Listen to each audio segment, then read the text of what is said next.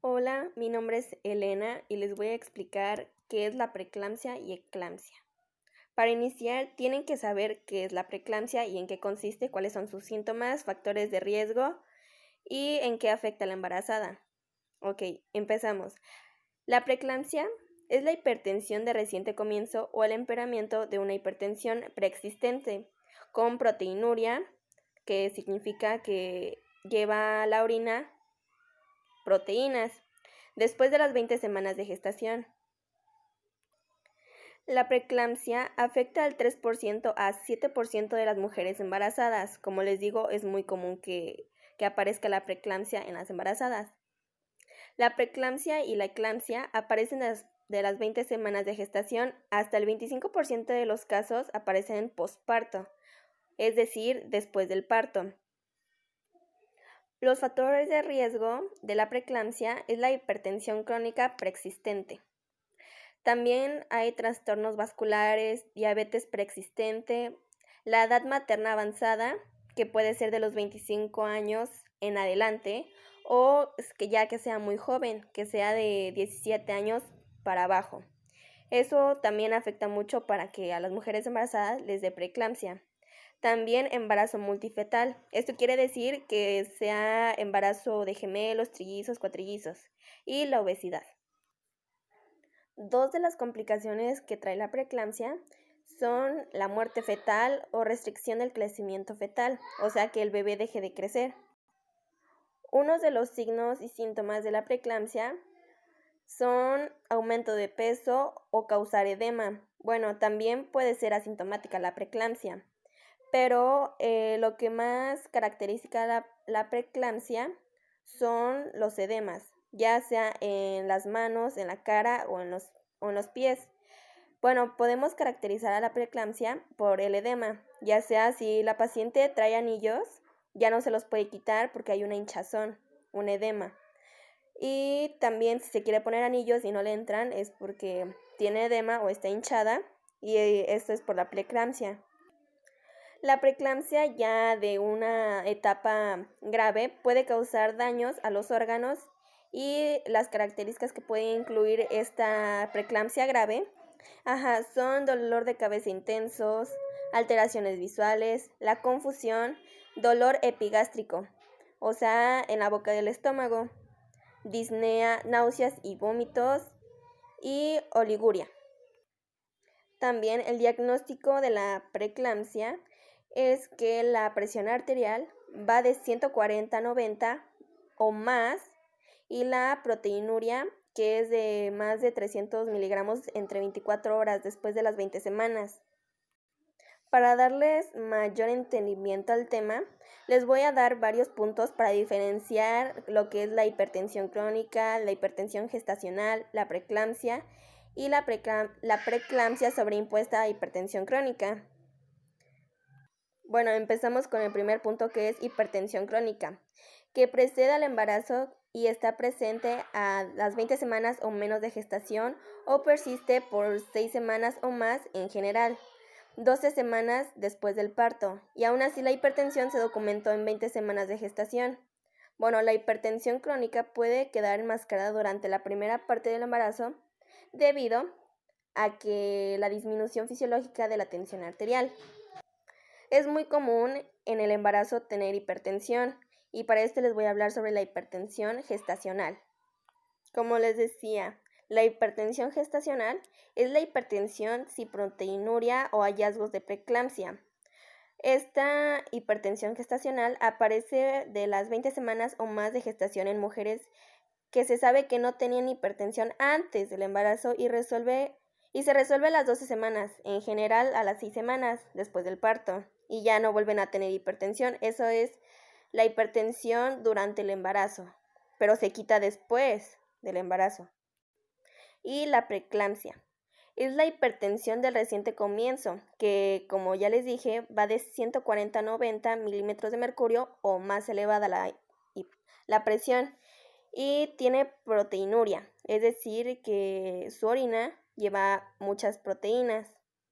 Seguimos con el siguiente punto, que es la preeclampsia sobreimpuesta a la hipertensión crónica, y esta se diagnostica cuando se desarrolla una nueva proteinuria no explicada a la proteinura o empeora después de las 20 semanas en una mujer que no sabía que tenía hipertensión con elevaciones y también son arriba del valor normal cuando se desarrolla la preeclampsia después de las 20 semanas. La mujer tiene hipertensión y proteinuria conocidas. Bueno, si profundizamos en el tema, si se diagnostica la preeclampsia, las pruebas incluyen análisis de orina para medir lo que es la proteinuria, hemograma completo, recuento de plaquetas, ácido úrico, pruebas de función hepática y función de los electrolitos séricos, el nitrógeno urétrico en la sangre y la queratina. Y el feto se evalúa mediante una prueba sin estrés o perfil biofísico, incluyendo la evaluación del volumen de líquido amniótico. También pruebas que estiman el peso fetal. También está la preeclampsia con características de gravedad. Yo les voy a dar lo que diferencia de la preeclampsia normal a la preeclampsia con características de gravedad. Iniciamos con síntomas de distensión de la cápsula hepática, o se hace dolor en el epigastrio o, como ustedes le llamarían, la boca del estómago. Otra sería disfunción del sistema nervioso central, ya sea visión borrosa, alteraciones del estado mental, cefaleas graves, que cefalea significa dolor de cabeza, náuseas y vómitos. La tensión arterial. La tensión arterial sería de 160 milímetros de mercurio o más alto de diastólica y 110 miligramos de mercurio en 2 ocasiones con 4 horas de separación. O sea, ya sería muchísimo. La producción de orina sería de 500 mililitros o menos en 24 horas. Edema pulmonar o cianosis. El edema pulmonar sería hinchazón en los pulmones y cianosis es el color morado de la piel o azul, se podría decir. Y accidentes cerebrovasculares. También la insuficiencia renal. El tratamiento de la preeclampsia puede ser internación, pero sin embargo, si no se puede, se controla con hipertensivos. Hay otro tratamiento, pero este es el definitivo de la preeclampsia. Es la extracción del feto mediante parto cesárea, ya sea los factores de riesgo de la mujer, ya sea su edad o qué tan avanzada sea la preeclampsia. De ahí vamos a evaluar lo que es a nuestro paciente o valorar y cómo se puede hacer la extracción del feto, ya sea parto cesárea. Sin embargo, también tenemos que evaluar la edad gestacional del bebé o del feto, si es correcta la extracción y la gravedad de la preeclampsia, como ya había dicho, y la respuesta a otros tratamientos. Si no funciona con los tratamientos que ya dije de antihipertensivos, esta será la última opción de tratamiento para combatir la preeclampsia.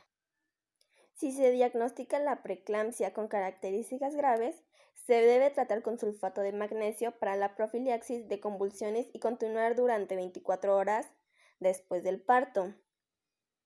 Para la preeclampsia leve, el uso de sulfato de magnesio es menos claro. Después les voy a hablar más sobre la eclampsia, cuáles son sus síntomas y todo lo que les mencioné. El parto por lo general está indicado cuando el embarazo es de más de 37 semanas, pero si se diagnostica la preeclampsia con características graves, el parto se debe realizar hacia las 34 semanas. Si se diagnostica el síndrome de HELLP, el parto debe efectuarse de inmediato. Ahora les voy a hablar sobre la eclampsia, lo que le sigue de la preeclampsia si no se trata correctamente. Para empezar, la eclampsia es el comienzo de convulsiones o coma de una mujer embarazada con preeclampsia. Estas convulsiones no están relacionadas a una afección cerebral existente. Sus causas son genes, dieta, problemas vasculares y factores cerebrales y del sistema nervioso, o sea, neurológicos. Como ya les mencioné, la eclampsia se presenta después de la afección llamada preeclampsia. Esta es la complicación del embarazo en la cual la mujer presenta presión arterial alta y otras afecciones. Bueno, las mujeres con alto riesgo de sufrir convulsiones con frecuencia padecen preeclampsia grave con signos y síntomas como exámenes sanguíneos anormales, dolores de cabeza, presión arterial muy alta, cambios de la visión y dolor abdominal. También lo que se me olvidó mencionar es que las probabilidades de presentar preeclampsia aumentan cuando una mujer tiene más de 35 años. También si es su primer embarazo, tiene diabetes y presión arterial alta o alguna enfermedad renal. También si va a tener más de un bebé, como ya les dije, y si tiene obesidad. También si tiene un historial familiar de preeclampsia o tiene trastornos del sistema inmunitario. La eclampsia trae como un factor de riesgo para la aparición de epilepsia en la vida adulta de los hijos de las madres con este trastorno. Bueno, la eclampsia es muy peligrosa y la preeclampsia continúa siendo una causa más frecuente de mortalidad materna. Bueno, la eclampsia aparece en 1 de cada 1000 embarazos y en 2 de cada 100 preeclampsias graves si la mujer no recibe profilaxis anticonvulsivas, o sea, tratamiento preventivo para evitar las convulsiones. La incidencia de la eclampsia y de las preeclampsias moderadas es del 0,5%. La eclampsia aparece un 50% en los casos que se producen a las 20 semanas y 37, un tercio después de la semana 37, durante el parto y en las primeras 48 horas tras el parto y el resto de los casos a partir de transcurridas 48 horas del parto. Los factores de riesgo de la eclampsia pueden ser similares a los de la preeclampsia. Bueno, estos factores de riesgo son primer embarazo, excluyendo abortos. Tiene que ser su primer embarazo. Historia de preeclampsia previa.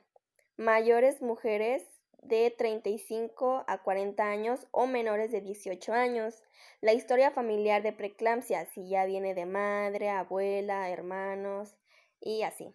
Insuficiencia renal crónica.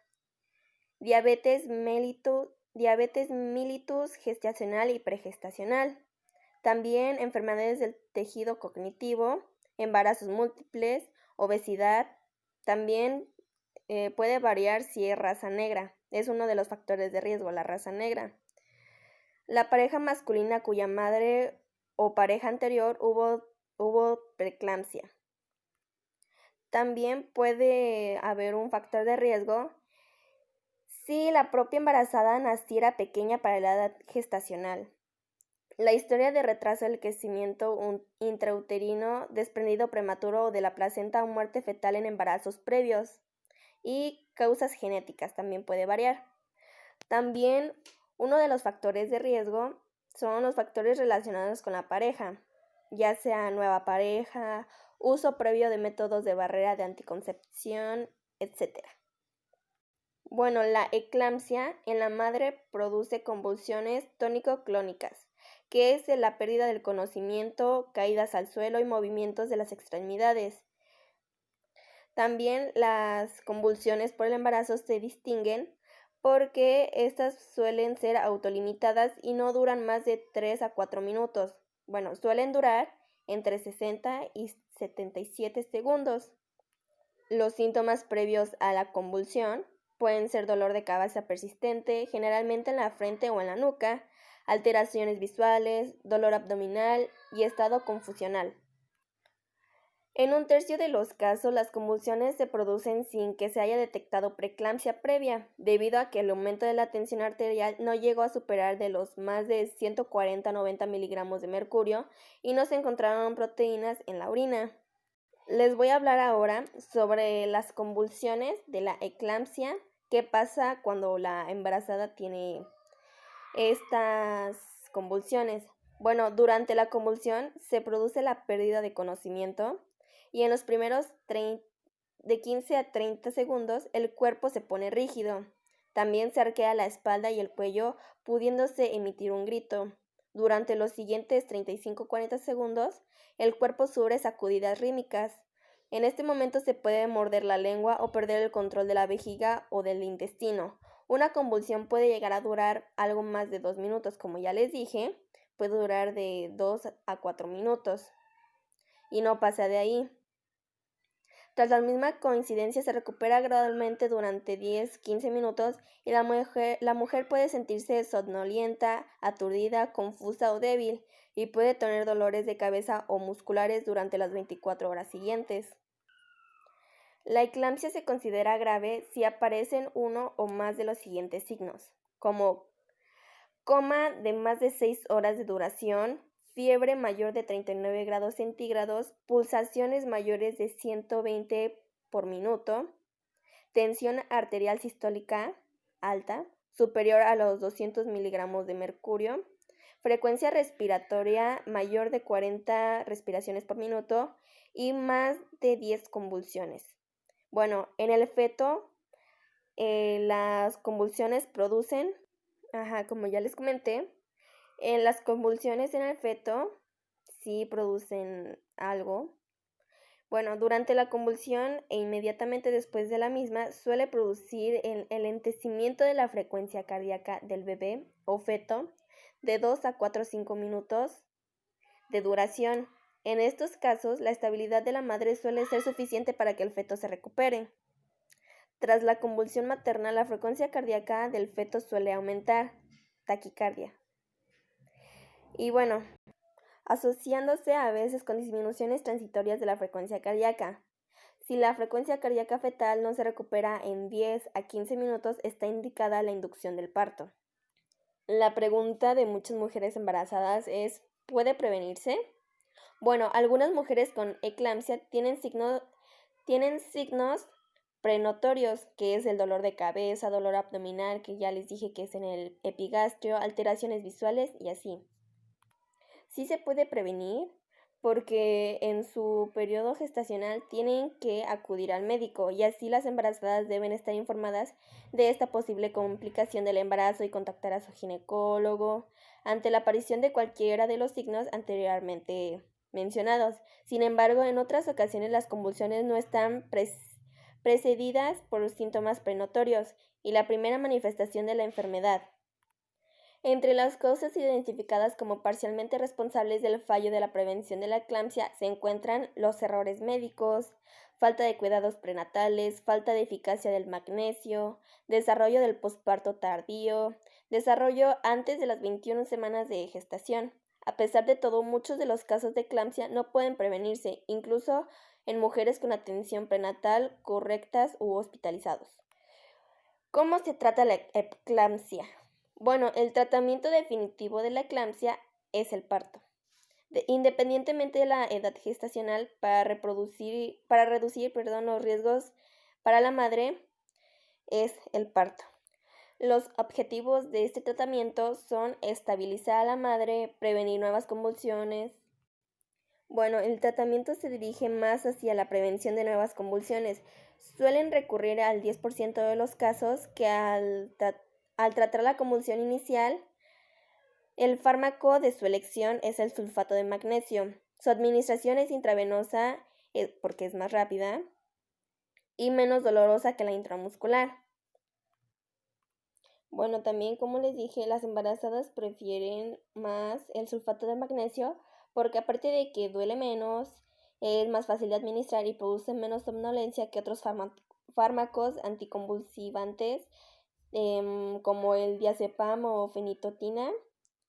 El sulfato de magnesio está contraindicado en mujeres con miastenia gravis porque puede desencadenar una crisis miaceténica y a pesar del tratamiento con sulfato de magnesio se volviera a convulsionar.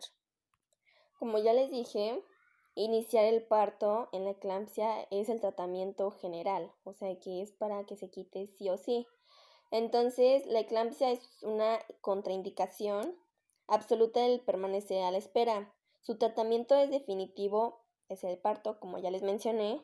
Lo que no quiere decir es que no se puede intentar su inducción vaginal. Para decidir el tipo de parto a realizar tras la estabilidad de la madre, hay que tener en cuenta la edad gestacional, es decir, las semanas de embarazo que tiene la señora.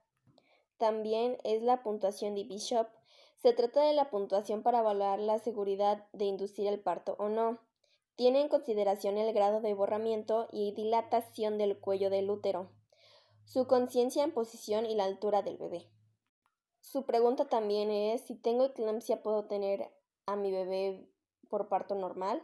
Sí se puede, en embarazos de más de 32 a 34 semanas con cuello de útero favorable, se puede inducir al parto vía vaginal, evitando siempre inducciones largas, mayores de 24 horas.